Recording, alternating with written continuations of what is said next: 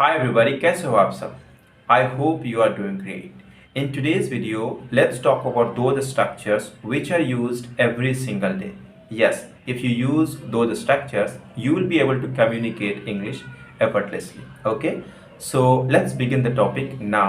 Okay, before that, I would like to let you know something, that is, you have to keep practicing every single day without fail, because practice is a key to speaking English in a better way. The more you practice, the better you become. Okay, so stay connected, and every single day you have to practice. Okay, let's start the topic now. The first topic would be keen to. Keen to का मतलब होता है उत्सुक। Okay, इसका बनाने का structure होता है सब्जेक्ट हेल्पिंग वर्ब, उसके बाद कीन टू वर्ब की फर्स्ट फॉर्म। कई बार क्या होता है कीन ऑन भी बोला जाता है। जब कीन ऑन बोलेंगे तो उसके बाद वर्ब की फोर्थ फॉर्म आ जाएगा, लेकिन कीन टू और कीन ऑन का मतलब सेम होता है। ओके, जैसे वह अपने दोस्त से मिलने के लिए उत्सुक है, he is keen to meet his friends. हम आज रात को फिल्म देखने के लिए उत्सुक हैं, we are keen to watch the movie tonight. Next one is going to be verb की थर्ड फॉर्म, होने वाली है। ओके, कोई भी प्लान अभी होना बाकी है, होने जा रहा है या फिर होने वाली है, उस जगह पे हम गोइंग टू बी वर्ब की थर्ड फॉर्म को यूज़ करेंगे। इसका बनाने का स्ट्रक्चर होता है सब्जेक्ट हेल्पिंग वर्ब, उसके बाद गोइंग टू बी वर्ब की थर्ड फॉर्म। ओके, जैसे बैठक 2 बजे होने वाली है, मतलब अभी जो शेड्यूल हुई थी होने जा रही है या फिर कह लो होने वाली है, यानी फ्यूचर में इवेंट अभी होना बाकी है, तो कहेंगे the meeting is going to be held at 2 PM। वह पीटने जा रहा है, मतलब पीटना उसे बाकी है, पीटने वाला है, तो कहेंगे he is going to be beaten. कौन? तो यहाँ पे ही है से ऑब्जेक्ट है, कौन पीटेगा doesn't matter. The next topic is began too. ये सेकेंड फॉर्म है बिगेन का, बहुत ज़्यादा यूज़ करते हैं लोग, तो आप भी इसे यूज़ करिए। ओके, इसका बनाने का स्ट्रक्चर होता है सब्जेक्ट बिगैन टू वर्ब की फर्स्ट फॉर्म, मतलब पास्ट में इसे यूज़ करना है। जैसे मैं नाचने लगा तो मैं कह सकता हूँ आई बिगेन टू डांस। उसी तरह से यहाँ सेंटेंस को देखते हैं, the sun began to rise, मतलब सूरज उगने लगा। The birds began to sing, पक्षी गाना शुरू कर दिए।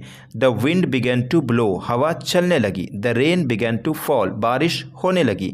The fire began to spread, आग फैलने लगी। तो इसे भी यूज़ करिए, बहुत ही अच्छा। जितना अच्छा यूज़ करेंगे उतना अच्छा आप इंग्लिश बोल पाएंगे। ओके, तो आगे बढ़ते हैं।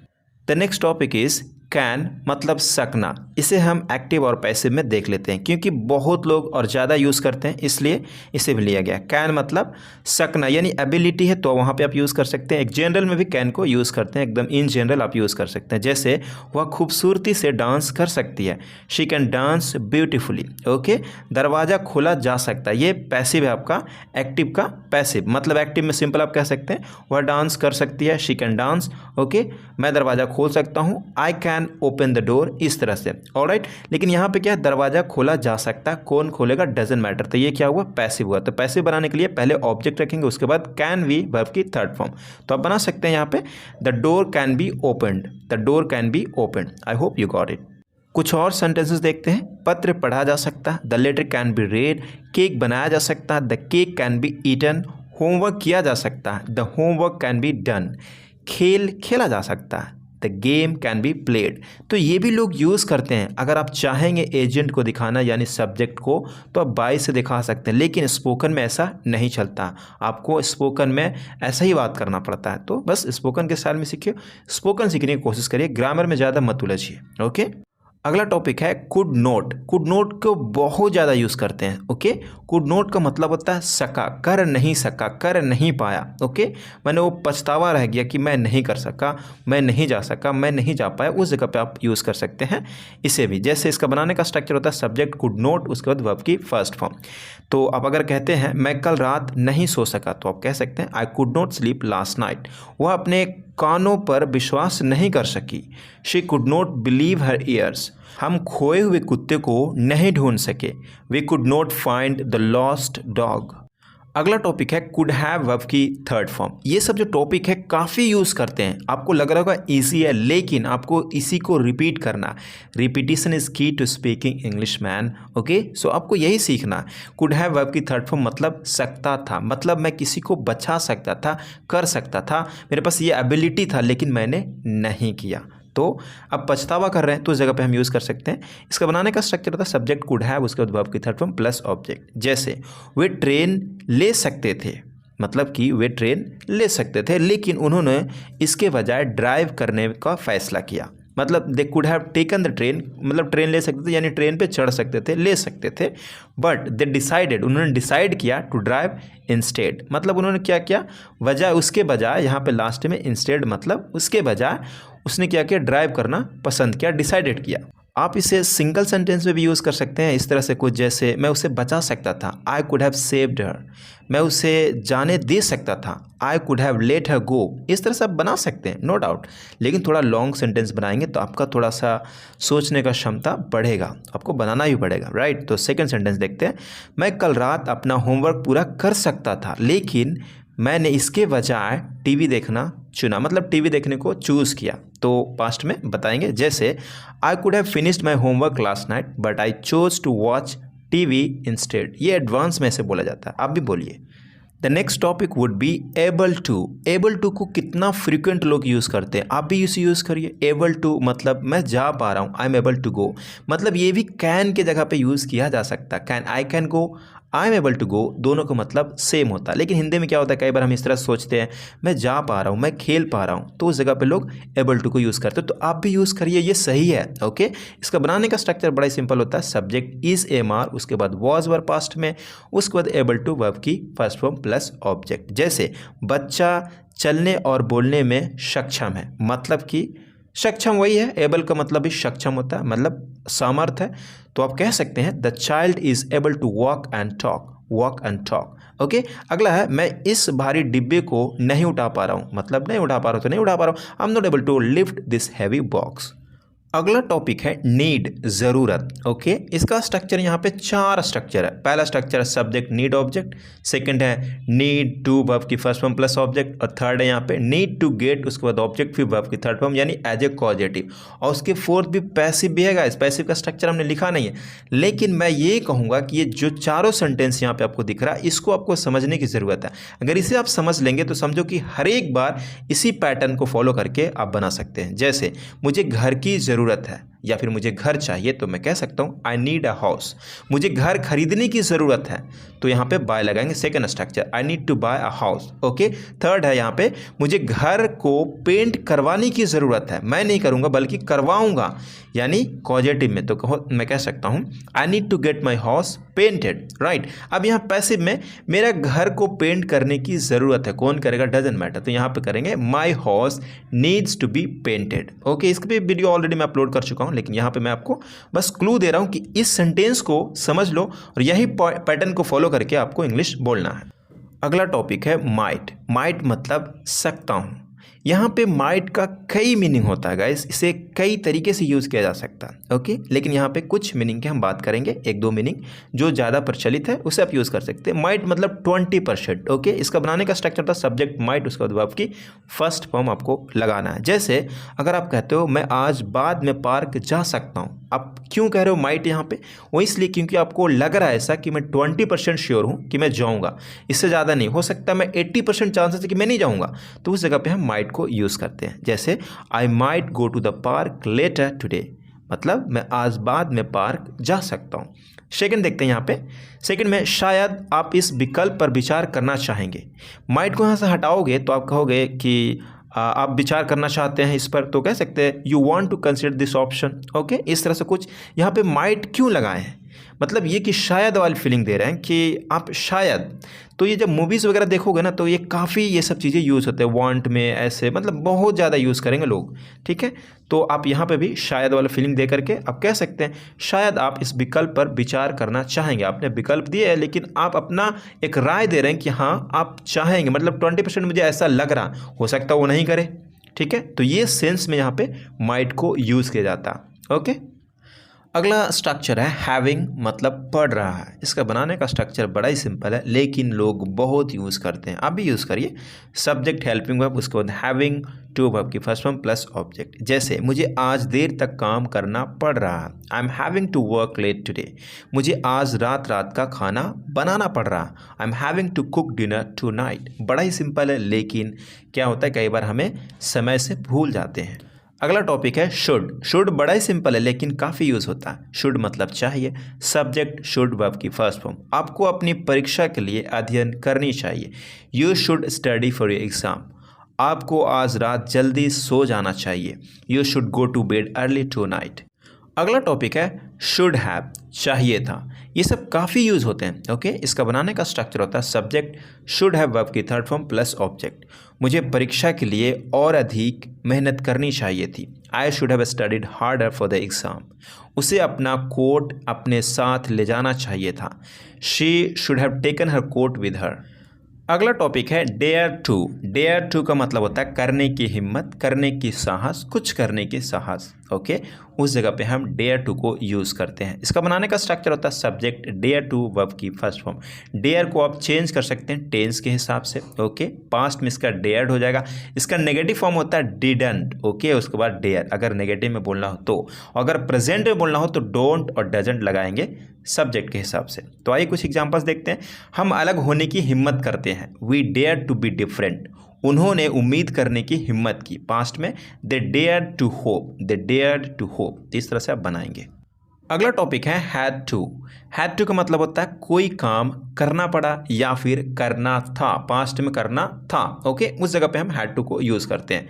इसका बनाने का स्ट्रक्चर बड़ा ही सिंपल है सब्जेक्ट उसके बाद हैड टू वर्ब की फर्स्ट फॉर्म प्लस ऑब्जेक्ट। जैसे उसे डॉक्टर के पास जाना पड़ा। She had to go to the doctor. कुछ किया होगा, कुछ दिक्कत होगी इसलिए उसे डॉक्टर के पास जाना पड़ा। अगर इसी बात को कहने उसे या मुझे तो पता था इतना कि उसे डॉक्टर के पास जाना था। She had to go to the doctor. बाकी गया या नहीं गया मुझे क्या पता, जाना था एक कंपल्शन, पास्ट वाली कंपल्शन एक पड़ा के सेंस में भी यूज़ करते हैं। ओके, उसे बिल भरना पड़ा। He had to pay the bill. He had to pay the bill. अगला टॉपिक है हैड टू बी वर्ब की third form plus object. Okay, passive में हैड टू का पैसिव देखते हैं। बड़ा सिंपल है, इसका स्ट्रक्चर होता है ऑब्जेक्ट, यहाँ पे सब्जेक्ट नहीं, ऑब्जेक्ट चेंज नहीं हुआ है यहाँ पे। Object had to be verb की थर्ड फॉर्म प्लस फिर ऑब्जेक्ट, जो भी ऑब्जेक्ट होगा सेकेंड ऑब्जेक्ट, राइट। तो ऐसे होता। और यहाँ पे ना जो ट्रांसलेशन किया गया है वो चेंज हो गया। I am sorry for that. जैसे रिपोर्ट दिन के अंत तक जमा करनी थी। ओके, तो इसका नीचे ट्रांसलेशन है the report had to be submitted by the end of the year. Okay, और नीचे का ट्रांसलेशन ऊपर हो गया है ख़राब मौसम के कारण पार्टी रद्द करनी पड़ी। कौन करेगा, डजंट मैटर भैया, यहाँ पे बस simple. Okay, the party had to be cancelled due to bad weather. तो ऐसे बनाते हैं। ये थोड़ा इंटरचेंज हो गया तो आप इसे देख लेना। I am sorry for that. अगला टॉपिक है मस्ट, जरूर। सब्जेक्ट मस्ट वर्ब की फर्स्ट फॉर्म प्लस ऑब्जेक्ट। आपको अपना गृह कार्य कल तक पूरा करना होगा, मतलब होमवर्क। गृह कार्य का मतलब होता है homework. You must complete your homework by tomorrow. कल तक मतलब बाय टुमारो, आज तक बाय टुडे। ओके, इस तरह से भी यूज़ करिए बाय को भी। स्वस्थ रहने के लिए हमें नियमित रूप से व्यायाम करना चाहिए, मतलब अवश्य करना चाहिए। तो कहेंगे we must exercise regularly to stay healthy. अगला स्ट्रक्चर है सब्जेक्ट मस्ट हैव वर्ब की third form plus object. Okay, बड़ा ही सिंपल है, समझाने की मैं कोशिश करता हूँ। अगर आप कहते हैं आपने तो नाम सुना ही होगा, आप शाहरुख खान के तो जानते ही होंगे, मतलब ऐसा आपको लगता है कि हाँ ये तो हर कोई जानता ही होगा। अब एक्सेप्शन तो हर जगह होता है, उस जगह पे आपको मस्ट हैव को लगाना है, क्योंकि आप उसके दिलो हाल नहीं जानते हैं, लेकिन आप कह रहे हैं कि आप तो सलमान खान के जानते ही होंगे, उसका नाम तो आप जानते ही होंगे, उसका नाम तो आपने सुना ही होगा। उस जगह पे आपको मस्ट हैव को यूज़ करना चाहिए, क्योंकि मस्ट हैव चलता है और बहुत लोग यूज़ करते हैं। आप भी इसे यूज़ करिए। यहाँ पे जैसे जो सेंटेंस है देखिए, इतने अच्छे ग्रेड प्राप्त करने के लिए उसने कड़ी मेहनत की होगी, किया होगा। कोई लड़का है तो कोई लड़की होगी तो की होगी, राइट। तो मतलब अच्छा प्राप्त कर ली है, वो अच्छा ग्रेड ला चुकी है, तो आप कह रहे हैं कि यार उसने काफ़ी मेहनत की होगी। एक अजम्पशन तो कर रहे हैं लेकिन स्ट्रॉन्ग कर रहे हैं, और सच बात है, यहाँ फैक्ट भी है कि अच्छा प्राप्त करने के लिए कड़ी मेहनत की होगी। अगर नहीं भी की होगी, बाई चांस आ गया तो क्या जाता है, एक्सेप्शन तो हर जगह होता है। तो इसी सेंस में मस्ट हैव अबव की थर्ड फॉर्म को यूज़ करते हैं। एक सिंपल सेंस भी है, वो भी मैं बताता हूँ। जैसे क्या होता है कई बार कि लोग इस तरह से बोलते हैं तुम्हें जाना ही चाहिए, इस सेंस में भी मस्ट को यूज़ करते हैं।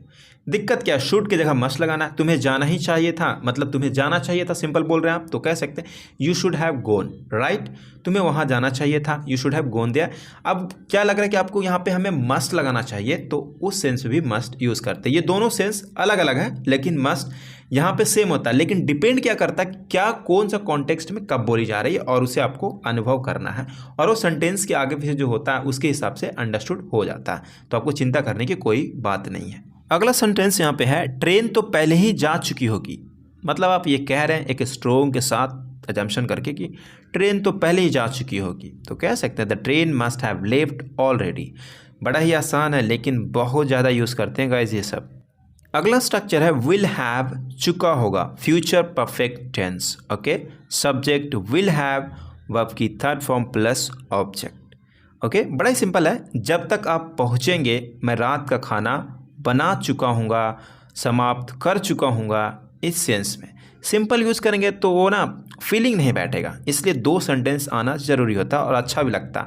इससे क्लैरिटी होता, थॉट में समझ में आता, अच्छा हम कहना क्या चाह रहे हैं, कोई कहना क्या चाह रहा है। Okay, by the time you arrive. और एक बात और याद रखना, जो भी कंडीशनल सेंटेंस यूज़ करते हैं तब आगे दोनों में लग रहा है कि पहुँचेंगे, तो एक में क्या होता है कि प्रेजेंट इंडेफिनिट में आपको बताना पड़ता है। ये सही है, ये ग्रामर का रूल है, यही आपको करना पड़ेगा। ओके, तो जैसे by the time you arrive I will have finished cooking dinner. Okay, second देखते हैं, साल के अंत तक मैं अपना प्रोजेक्ट पूरा कर लूँगा। यहाँ पे क्या है, मैं अपना प्रोजेक्ट पूरा कर लूँगा। कोई कहेगा कि यार ये तो बड़ा सिंपल है, I will complete my project, लेकिन ये गलत हो जाएगा।